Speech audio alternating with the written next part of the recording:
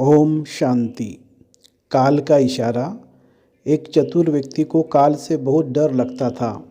एक दिन उसे चतुराई सूझी और काल को अपना मित्र बना लिया। उसने अपने मित्र काल से कहा, मित्र तुम किसी को भी नहीं छोड़ते हो, किसी दिन मुझे भी गाल में धर डालोगे। काल ने कहा, यह मृत्यु लोक है, जो आया है उसे मरना ही है। सृष्टि का यह शाश्वत नियम है, इसलिए मैं मजबूर हूँ। पर तुम मित्र हो, इसलिए मैं जितनी रियासत कर सकता हूँ मैं करूँगा ही। मुझसे क्या आशा रखते हो, साफ साफ कहो। व्यक्ति ने कहा, मित्र मैं इतना ही चाहता हूँ कि आप मुझे अपने लोक ले जाने के लिए आने से कुछ दिन पहले एक पत्र अवश्य लिख देना, ताकि मैं अपने बाल बच्चों को कारोबार की सभी बातें अच्छी तरह से समझा दूँ और स्वयं भी भगवान भजन में लग जाऊँ। काल ने प्रेम से कहा, यह कौन सी बड़ी बात है, मैं एक नहीं आपको 4 पत्र भेजूँ। चिंता मत करो, 4 पत्रों के बीच समय भी अच्छा खासा दूंगा, ताकि तुम सचेत होकर काम निपटा लो। मनुष्य बड़ा प्रसन्न हुआ, सोचने लगा कि आज से मेरे मन से काल का भय निकल गया। मैं जाने से पूर्व अपने सभी कार्य पूर्ण करके जाऊंगा, तो देवता भी मेरा स्वागत करेंगे।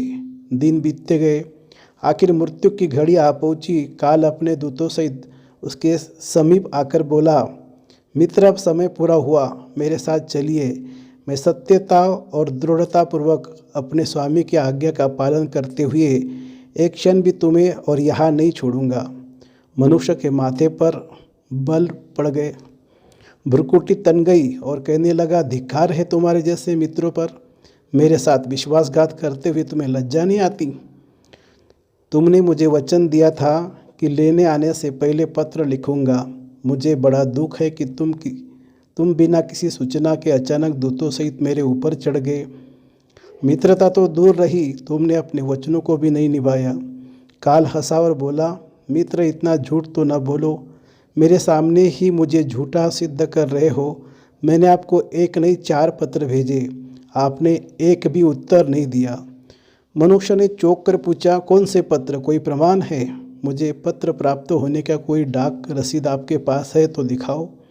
काल ने कहा, मित्र घबराओ नहीं, मेरे 4 पत्र इस समय आपके पास मौजूद हैं। मेरा पहला पत्र आपके सिर पर चढ़कर बोला, आपके काले सुंदर बालों को पकड़कर उन्हें सफ़ेद कर दिया और यह भी कहा कि सावधान हो जाओ, जो करना है कर डालो। नाम बढ़ाई और धन संग्रह के झंझटों को छोड़कर भजन में लग जाओ। पर मेरे पत्र को आपने ऊपर जरा भी असर नहीं हुआ। बनावटी रंग लगाकर आपने अपने बालों को फिर से काला कर लिया और पुनः जवान बनने के सपनों में खो गए। आज तक मेरे श्वेत अक्षर आपके सिर पर लिखे हुए हैं। कुछ दिन बाद मैंने दूसरा पत्र आपके नेत्रों के प्रति भेजा। नेत्रों की ज्योति मंद होने लगी, फिर भी आंखों पर मोटे शीशे चढ़ाकर आप जगत को देखने का प्रयत्न करने लगे।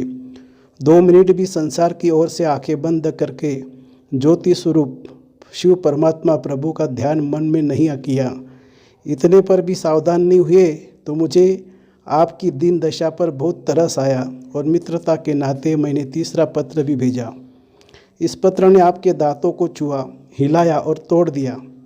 आपने इस पत्र का भी जवाब न दिया, बल्कि नकली दांत लगवाए और ज़बरदस्ती संसार के भौतिक पदार्थों का स्वाद लेने लगे।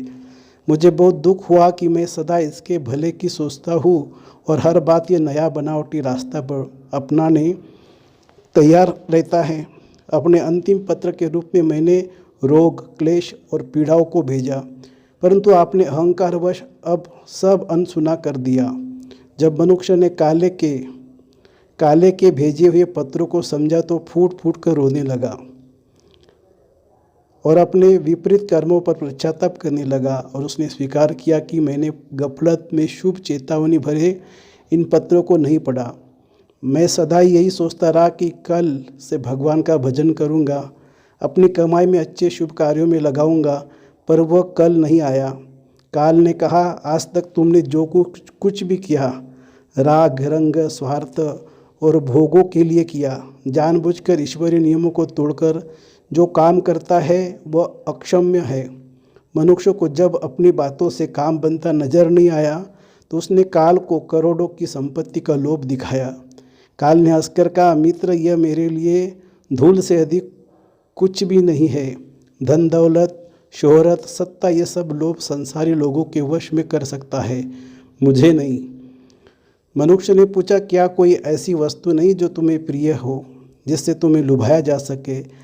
ऐसा कैसे हो सकता है? काल ने उत्तर दिया, यदि तुम मुझे लुभाना ही चाहते थे तो सच्चाई और शुभ कर्मों का धन संग्रह करते। यह ऐसा धन है जिसके आगे विवश हो सकता था, अपने निर्णय पर पुनर्विचार को बाध्य हो सकता था, पर तुम्हारे पास तो यह धन ढेले भर का भी नहीं है। तुम्हारे सारे रुपए पैसे, जमीन जायदाद, तिजोरी में जमा धन संपत्ति, ये सब छूट जाएगा। मेरे साथ तुम भी उसी प्रकार निर्वस्त्र जाओगे जैसे कोई भिखारी की आत्मा जाती है। काल ने जब मनुष्य की एक भी बात नहीं सुनी तो वह हाय हाय करके रोने लगा। सभी संबंधियों को पुकारा, परंतु काल ने उसके प्राण पकड़ लिए और चल पड़ा अपने गंतव्य की ओर। काल ने कितनी बड़ी बात कही। एक ही सत्य जो अटल है वह है कि हम एक दिन मरेंगे जरूर। हम जीवन में कितनी दौलत जमा करेंगे, कितनी शोहरत पाएंगे, कितनी संतान होंगी, यह सब अनिश्चित होता है, समय के गर्भ में छुपा होता है।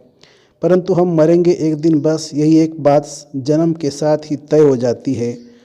ध्रुव सत्य है, मृत्यु काल कभी भी दस्तक दे सकता है। प्रतिदिन उसकी तैयारी करनी होगी।